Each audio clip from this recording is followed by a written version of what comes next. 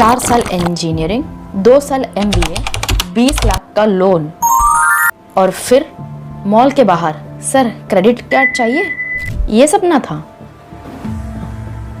और ये सिर्फ एक रैंडम केस नहीं है, प्रूफ चाहिए।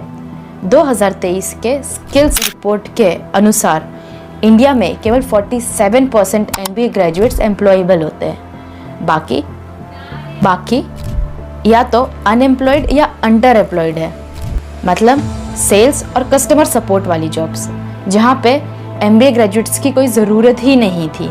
अगर मैं बात करूँ MBA कॉलेजेस की, तो MBA कॉलेजेस का असली काम पढ़ाना नहीं बल्कि प्लेसमेंट्स का इल्यूजन क्रिएट करना है। एग्जाम्पल 2022 की एक टियर 2 कॉलेज की रिपोर्ट ने कहा था दैट यहाँ पे एवरेज पैकेज स्टूडेंट का होगा 12 LPA का, बट जब फाइनल प्रिंट निकला तो पता चला कि ये सिर्फ 10% स्टूडेंट्स को ही मिला है प्लेसमेंट्स।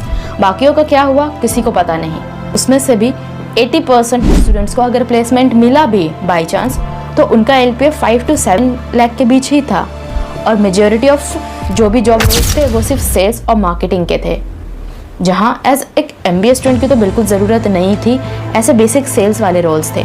मोटा देखें तो MBA कॉलेजेस अपने एडमिशन्स अट्रैक्ट कर रहे हैं केवल प्लेसमेंट्स और पैकेजेस का दिखावा करके, जबकि रियलिटी ये है कि इसका फ़ायदा सिर्फ कुछ ही लोगों को मिलता है। अब तुम सोच रहे होगे कि यार हम तो फाइनेंस या कंसल्टिंग में जॉब कर लेंगे, बट रियलिटी ये है 2023 के Naukri.com के रिपोर्ट्स के अनुसार 70% MBA ग्रेजुएट्स जो कि फ्रेशर्स होते हैं उन्हें उनकी पहली जॉब सेल्स में ही मिलती है। मतलब जो 2 साल तुम ब्रांड स्ट्रेटेजी समझने में और बैलेंस शीट समझने में लगा रहे थे ना, वो सारा नॉलेज अब तुम्हें बस लोगों को इंश्योरेंस बेचने में लगाना पड़ेगा।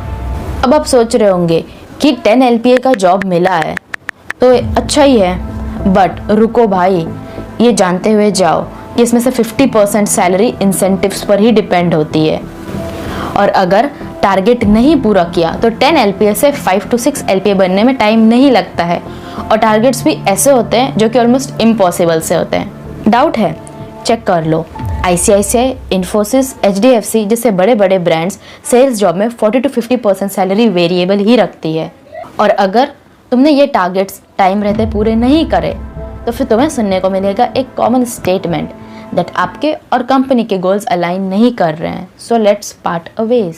इसलिए अगर अब तुम भी MBA करने का सोच रहे हो तो पहले कुछ पॉइंट्स दिमाग में रख लो कि तुम्हें एक्चुअल में स्किल्स बिल्ड करना है या बस एक ब्रांड नेम चाहिए। टियर 1 कॉलेज का हाइप में मत क्रिएट करो, ना उसके वहम में जियो, बल्कि एक्चुअल रिसर्च करके रखो कि तुम्हें एक्चुअल में क्या करना है। अगर तुम्हें फाइनेंसिंग, कंसल्टिंग इस फील्ड में जाना है तो नेटवर्किंग करो, इंटर्नशिप्स करो, और सिर्फ सेल्स के जॉब्स के भरोसे मत बैठो। इन केस तुम्हें सेल्स का जॉब मिल भी जा रहा है तो तुम एक एग्जिट प्लान रेडी रखो, आगे क्या करना है, यहाँ से कैसे बाहर निकलना है, ये सब सोच के रखो। क्योंकि याद रखना, कोई भी डिग्री से करियर नहीं बनता है, तुम्हें खुद अपनी वैल्यू बढ़ानी पड़ेगी और खुद स्किल्स सेट सीखने पड़ेंगे और अपने अंदर इनकलकेट करने पड़ेंगे, तभी तुम्हारा फ्यूचर ब्राइट है।